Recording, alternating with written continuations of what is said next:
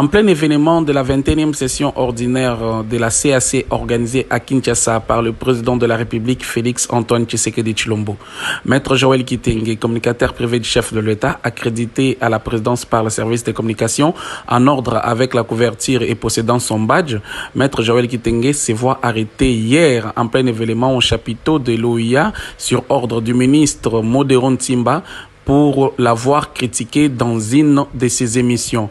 Maître Joël, fait arrêter par Modéron Tsimba, a passé sa première nuit à Kanchach. Nous demandons ça sans condition aucune. Nous exigeons la libération immédiate de Maître Joël Kitenge avant que les collectifs de communicateurs se prennent en charge. Messieurs, dames, bonjour. Bienvenue dans votre émission. Ouais, mon opinion. Vous êtes sur BM Opinion TV, émission Mon Opinion. Mon opinion sur l'affaire Modéron Tsimba et Joël Kitenge. Mon opinion sur Jean-Marc Kabound. Ouais, naebisa kibino makambo yo. Ya makambo na lobaka mikolo nyonso. Naebisa kibilo ke bako lever immunité ya Kabound et Kabound a kozala poursuivi na justice. J'avais dit.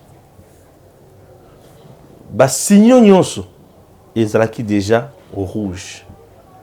Dans le bi awa fait vert kozala te ezalaka bloqué. Ah oui, arrêtez-vous. Ba signon nyonso za au rouge. Arrêtez-vous. Raison pour laquelle au Monique Bakambo est comme Ndongo. J'avais dit. Raison pour laquelle Makambo est comme Ndongo. Kabound maintenant est à la disposition de la justice. Le procureur, près la Cour de cassation, a eu gain de cause dans le bureau de l'Assemblée nationale. Procédure est à la cas simple. Président, il y a bureau, il y a Assemblée nationale. Ensemble avec son bureau, Bakoki ko levé immunité à député national, batindaye vers la justice, ceux qui ba député bazali na vacances parlementaires. Voilà. Le même cas au Sénat, na Assemblée nationale. Ndenge moko matata azo se retrouver dans la justice. J'avais dit makambo. Kabound maintenant est sengeli assemble. Et combien acharnement? Ah, et combien acharnement d'Engenine? Un homme politique, tant wali ko sala musala na yo, loka oeba ozandengenine. Un homme politique, tant wali ko sala musala na yo, sala musala na yo na bosembo, na bonsomi, pe na bosolo. Loba makambo oyo moni ki ezali vrai. Makambo oyo ozala ba preuve na yango. Et comme alobi te ki acharnement. Maintenant Kabound va répondre na justice. Moi je suis d'accord pour répondre na justice. Acharnement mon côté eza awa. Mais ba conséquence ezo coûter combat na ye na carrière politique na ye. C'est ça le problème maintenant. Ce qui a eu kaka et l'eau na lobaka. Kabound, en Afrique, on ne joue pas avec le pouvoir. Na lobaka na Jean-Marc.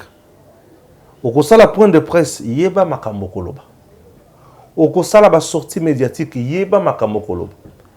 Les sensationnels tuent. Aujourd'hui, ce qui a zana ba preuve te na maye manso. À lobby, rassurez-vous, il a mis fin à sa carrière politique. Rassurez-vous que rêve naï a comme président de la République et qui n'a maï. Oui. Ils ont comme na mesana koloba nazo loba. Mais bayo karate. Ceux qui ont na finaki ayoki facilement. Mais lokola ezaki toli politique. À le bien. Ces gars-là ne comprennent pas ce qu'il dit. Merci. Moi qui n'avais pas compris ce que je disais, aujourd'hui, vous, maintenant, vous êtes grand perdant. Or, chez moi, on a appelé ça Kabound akokaki kozala perdant te. Lelo Kabund sera le grand perdant. Je dis à Kabund, ça ne sert à rien d'engager le bras de fer dans le régime en place, puisque toi-même tu es artisan et pouvoir. Certes, na kati ya pouvoir aux yeux frustrés, na makambo c'est tout à fait normal. Le président Tshisekedi attaque la moninga na yo, mais aussi longtemps qu'il y a comme président de la République, comme chef de l'État, vision na yo ko changer, na makambo sur base de la réalité azokota na yango oyo yebate. Et les gens doivent savoir le programme ou bien le projet de société à parti politique où il y a envisagé à diriger dans Mboka. Il faut que ceux qui ont commis le pouvoir au cours de la à 60%.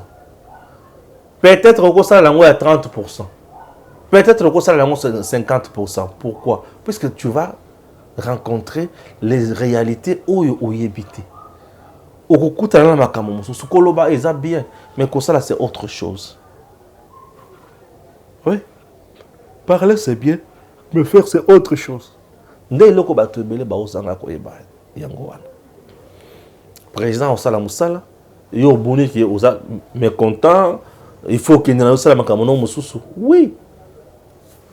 Taïen Zela autrement. Il faut que Kabunda soit sagesse ya Kamere. À Longwe Kabila, avant de y Kimia, Bandikolo Makamo Moussoussou. Il fallait que Kabunda soit sagesse. Il y a Pierre Lumbi, il y a Koufa déjà. Azalaka conseiller spécial, il y a Kabila en matière sécuritaire. Mais l'heure à Lungwana, à Kendana G7, à Kangamunoko. Mais à continuer comme ça la politique, et il n'était pas inquiété. C'est comme ça. Et ça, mais Kabund a fait du sensationnel. Et Tala Sikobisire Memebisu. Mbongo Bimakana budget privé. Nazala ba preuve. Merci. C'était une déclaration de guerre. Pour attendre ce qui mbongo Bimakana jet privé. Ou dénoncer ba mafia, ba ko sala oka kankope. Oui. Mais le ko langa na yebi ki mbongo Bimakana ngote, yo dimo za kita ba institution de muto yebi. Va maintenant répondre dans la justice. Ce que nous avons des éléments, nous avons des pour na yo ki bato babandi ko kotela ye oh acharnement bazo kanga ye pona ni non bakangi ete bazo sambisa ye interpeller quelqu'un n'est pas l'arrêter ba ali ko sambisa ye ba yo kaye alobaki boye ape sabiso ba fait ala ki sabiso pourtant on se mbongo zo bi matozo ye baté mais yo yebaki circuit on sali malamu mingi. Mais conséquences, ils sont très lourdes, fâcheuses. Ah oui, conséquences, ils sont fâcheuses. Ceux qui ont un sentiment, Azangi ba preuve, il sera condamné. Dans le lobby, Ataba condamné pour 3 mois. Loba au revoir dans la magistrature suprême en RDC. C'est tout.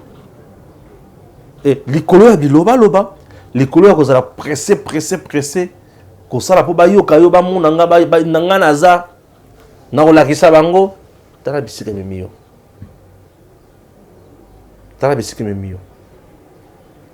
Bemba en 2006 ici à Zalakana, maman na batu na sima. Encore eu depuis ça qu'il n'a qu'élection te. Bemba avait un grand nombre. Mais quelques jours après, Bemba se retrouve dans ce pays. Namona ma marche à Wate, Namona ma Kamamalonga à Wate, Bemba était là. Kamir est aujourd'hui dans le Congo. Où est-ce que parti à Mounen? Parti à Mounen, à Mounen. Quand il y a une saison parti à Mounen, pour exemple, député quand même au-delà il y a 10, c'est qu'ils sont partis à Mounen. Ils appellent à battre belé, ils appellent à même quand vous voyez à qui dans le parquet à qui Makala, la monnaie battu à qui Kobuka Makala terre. Na moni ba tubaki ko buka ba parquet malgré ayo ko bimane ko bimawana mais si mami koloboni image où ça na kati ya société ils a lavé je ne sais pas il faut koye ba makamoni nous loba na ozo sala justice c'est ça la msala nango et ba ton sous va comprendre par après que exactement c'est guité j'ai un dossier qui dérange mon cœur un dossier qui dérange ma tête. Joël Kitenge, séquestré dans un cachot dans niveau Yakan. Je pouvais tout entendre, mais sauf ça, dans un régime, il y a état de droit, il y a président Tshisekedi. Oui. Auteur, il y a Makamonyo Swana, Modéo Nsimba, ministre, il y a tourisme. Tout a commencé comment? Gédéon, qu'est-ce que je dis? Joël, Nabatu, Moussoussou, Bazaki accrédité na activité aux la présidence Mikolo. Et l'activité en question, ils ont regroupé le chef de l'État. Il y a un pays Moussoussou, Oyo Bazana Mukonzi Mbokawan. Kitenge était accrédité le samedi en bonne et due forme. Presse, communicateur, il y a chef de l'État. Communicateur. Les directeurs, il y a presse, il y a communication, chef de l'État a accrédité Kitenge. Combat, Joël Kitenge n'a pas liste. Joël Kitenge se retrouve dans la présidence. Bavandi. À un moment donné, et comme il y a temps, il y a colia, grignoter. À quel point grignoter, bazoya, paf, bakangi na loboko. Paf, bakangi na loboko. Et moutou, oh, yazo beta masolo, wana zali Benjamin, moi na souka témoin de l'événement. Bakangi, joué na loboko. Et moutou akangi na loboko, c'est qui? Ministre Ntimba. Ntimba okangi nini? Et bandinin yo uluba ki ozalaka journaliste te mais badge à presse communicateur et où tu appuies c'est que ça infiltré mosala na été abandi wana et en plus yo dans un 3 vidéos na yo oyo zo finanga ba service ya l'état de sécurité ba moni komi ya ko bendana ba poussane ko poussana pembeni ba salini ba juge Joël non bo kanga yebo me mabiso tina parquet pour photo samba nae oh papa et ba ministre mususu bazaki wana ba membre ya gouvernement bazo yibisa ye metika likambo wana qu'est-ce qui se passe alabi pas question il faut asala kanko ba juge Joël na kan chache wo ah alali pe kuna kan chache na masuba na nye alali kuna ministre akina ndako na ye ake olala bana ya Joël balali côté mususu bamoni papa azongi te balali nzala toyebi te baliaki toyebi te balali nzala toyebi te baliaki toyebi te. Maintenant, je vais rentrer dans l'analyse. Je pose la question. Activité ezali yanani, il y a président de la République. Sécurité ezali assurée par nani, par service, il y a présidence. Joël était-il accrédité, oui ou non? Oui. Avait-il troublé l'ordre public et Sikawana? Non. Le ministre Oyazoya, il est qui? Membre du gouvernement. Membre du gouvernement a Simbi Moutou. A-t-il le pouvoir ya ko kanga Moutou pour akangie moko Moutou apesier na maboko ya ba service? Non. Ministre pour na makambo oyo ba critiquer ye. A-t-il le pouvoir ko kanga Moutou na cérémonie chef de l'État? Pour na dossier comme na nini na parquet? Non. Moussala on ya banani bato ba interpeller ka bato na nzela ba yebani to bato ba ko ya ko interpeller bato na banda ko ba yebani ceux qui parquet azali saisi à côté na invitation ceux qui la police azali saisi à côté na invitation ceux qui aner nde aye pour na kozwa moto aye azui moto pour na question d'enquête na information oui bakoya bazui pe ba ki pour na kosala information enquête na bango nyonso ce qui aner. En dehors de cela,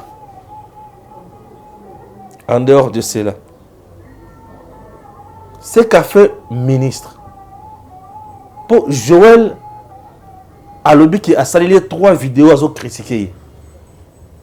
Il est dans ses droits de se plaindre. Est-ce que l'endroit était approprié? Non. Confusion totale. Regardez comment notre pays est okufa. Na makambo wana. Biloko oyo ezoboma mboka na biso nde yango wana. Makambo oyo ezoboma Kongo nde yango wana. Makambo il faut tomber la Congo tonga Congo eza wana te. Aujourd'hui bato ba kotina confusion totale, il y a Moussala la bango. Chers compatriotes, critique, oui. En plein événement de la 21e session ordinaire de la CAC organisée à Kinshasa par le président de la République Félix Antoine Tshisekedi Tshilombo, Maître Joël Kitenge, communicateur privé du chef de l'État, accrédité à la présidence par le service de communication, en ordre avec la couverture et possédant son badge, Maître Joël Kitenge se voit arrêté hier en plein événement au chapiteau de l'OIA sur ordre du ministre Modéron Timba pour l'avoir critiqué dans une de ses émissions. Maître Joël, fait arrêter par Modéron Timba, a passé sa première nuit à Kanchach. Nous demandons ça sans condition aucune. Nous exigeons la libération immédiate de Maître Joël Kitenge avant que les collectifs de communicateurs se prennent en charge. Alors, aujourd'hui, Koloba, au niveau de la critique, un journaliste ou un communicateur a critiqué ministre. Ministre, ce qui a montré que Makambo va critiquer, il y a soloté. Tu as un service de communication. Et le quoi moutuya. Le cas Osala. Et le quoi Babengi. Comment. Qu'est-ce qu'on appelle ça comment encore? Osala d'abord réplique Nayo. Et le quoi Liboso. Tu peux faire mise au point. Ce qui est dans une émission, tu peux aussi faire droit de réponse. Ou critiquer au salut mise au point. Les gens ne veulent pas engager le débat. Et ceux qui ont tali bien, la plupart des ministres, ceux qui n'ont pas mis au point, insuffisance nanga, préférer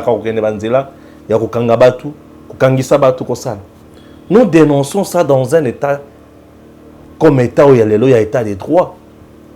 Il y a des gens dans notre pays permis de tout. Non, ce n'est pas ça. Ce n'est pas ça. Le président lui-même est critiqué chaque jour ici.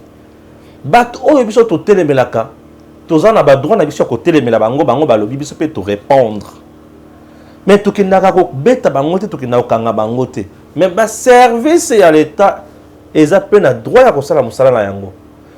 Tu parles, il parle, et service à l'État, ils ont la mission, ils ont jugé, au-delà, ils ont on sait que le ministre Modéron Timba a fait.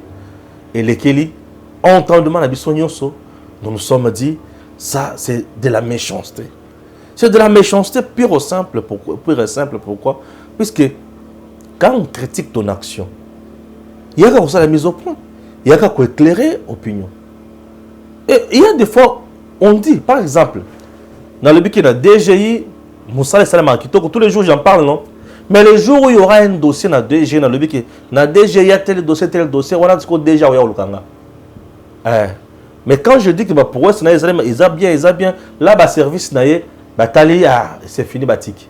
Mais quand il s'agit d'une critique, ou il s'agit d'un malentendu, et il s'agit de vérité, il y a un problème. Le Congo n'a pas besoin d'hommes forts. Aux ministres, Salah Moussala n'a pas ministre. Biso tout le monde qui est Moussala na yezo sunga peuple te to ya pe to lobi que Moussala est ministre oyo et yali ko sunga peuple te ta la décision à jouer on va dénoncer. J'ai à dénoncer avec énergie dossier il y a ko créer entreprise il y a aviation.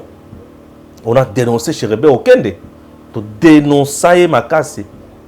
Lokola yeba ki ezaki vérité à côté na ndako na yesu ya lala na ye. To continuer na Congo Airways na biso sans problème. Ah oui. On a continué na Congo Airways sans problème. Bato va comprendre makambo mususu te. Mboka eki kotambola ndenge bato bazomona la wana te. mboka ekotambola la critique. Aujourd'hui, le chef de l'État a été victime. Il y a campagne, il y a diabolisation. La campagne, il y a diabolisation. Vous avez Franck Diongo d'un côté. Vous avez Kaboum de l'autre côté. Vous avez battu à Kingakati Kuna et vous avez battu à Katumbi Kuna. Vous avez battu à Fayoulou, battu à Matata. Tous ces gens-là. Monoko na bango ezaka kamoko, phrase na bango ezaka kamoko. Félix est incompétent. Félix il faut avoir deuxième mandat. Pourquoi pour Bazo Luka Félix Alungwa bango baya ba continuer na pillage ya Congo. Pour na batu nyonso na otanga oyo na hebite ndenge bazo zalela. La réputation ezaya ko beba na kata opinion, mais souci na bango ezali ba mettre de côté présent Tshisekedi. Babimisi biloko ya somo na mikolo. O azala posa aboma Olive Lembe. O azala posa la kangaka kabunda posa le côté. Aza incompétent Kabila kutu azaki malamu keye. Vous sentez? Bato baza censé ko sala musala wana. Ba ministre bavandi na babiro na bango hein. Ba bavandi kuna hein. Mais biso toza na terrain. Pona ko yebisa bato ke makambo ba olo ba wana za lokuta. C'est nous qui travaillons. Ministre, ceux qui font la vision. Yo au sali musala. Nous ça peut toujours makambo lobat. Fatia vision yo sali musala mabe to critiquer yo au komi nzambe. Tant to critiquer yo au komi nzambe comme na poso au boto la biso pema. Non, c'est pas ça. Ce n'est pas ça. Donc le ministre va komi banzambe. Modéron timba komi nzambe. Ceux qui au lobby na ye a boto li pema. Ationa kasho. Non, ekomini. Wale komini. Kubangi sabato. Ekomini. Kubangi sabato toni. Wale komini kubangi sabato toni. On a intimidation na kote kota soute. Intimidation na kota kali soute. On en a souffert durant 18 ans. Et au lelo to kotikala jamais konima intimidation à modèle wana. On veut ici isoler le président Tshisekedi. Batikaye yemoko. Azala na batu oyo bako travailler pour na yete. Azala na batu oyo bako sala musala pour na yete. Ceux qui batiki ndenge wana zana batu bako sala musala pour na yete. Ah oui. Ba étouffer malamu.